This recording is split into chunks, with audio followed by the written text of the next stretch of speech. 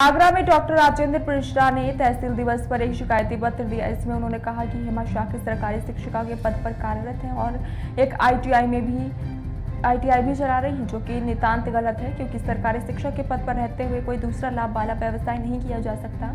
Doctor Rajendra Mishra ने यह भी आरोप लगाया है कि हेमा शाक्य द्वारा आईटीआई पर अवैध कब्जा किया जा रहा है। उन्होंने एडी बेसिक आगरा पर आरोप लगाया है कि 2 माह से हमारी जो फाइल को लटकाया जा रहा है, एडी बेसिक उस पर कोई भी रिपोर्ट नहीं लग रही है।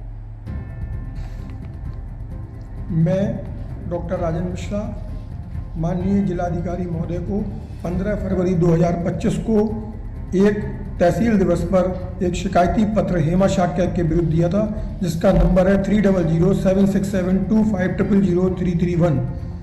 दूसरा है 30076725000332। इस संबंध में बीएसए महोदय के द्वारा रिपोर्ट लगाई गई, जिसमें हेमा शाक्य के द्वारा अपने प्रपत्रों में पति के नाम 2 अलग अलग दिए गए थे, कहीं पर राजन, कहीं पर राजन कुमार अलग अलग दिया गया था। तो बीएसए महोदय श्री जितेंद्र गौड़ जी ने लगाया है कि यह टाइपिंग एरर है, टाइपिंग एरर हो सकती है। उसके बाद मैंने उनको हाथ का लिखा हुआ साक्ष्य भी दिया, जिसमें हाथ से उन्होंने पति का नाम राजन कुमार लिख रखा था, लेकिन तब तक उन्होंने उसकी रिपोर्ट लगा दी और कोई खास तहसील दिवस के पत्र को भी कोई खास मूल्य नहीं दिया।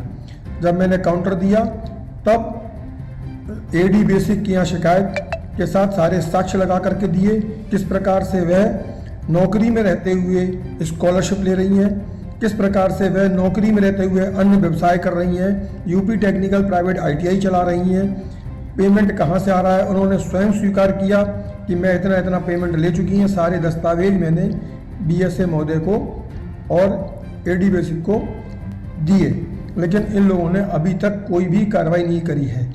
एडी बेसिक विजयलक्ष्मी मैडम को आज 2 महीने से ज़्यादा हो चुके हैं, उस पर कोई भी कार्रवाई नहीं कर रही है। वह उनको बचाने का प्रयास कर रही हैं कि किसी तरीके से हमें अपनी आख्या ना लगानी पड़े।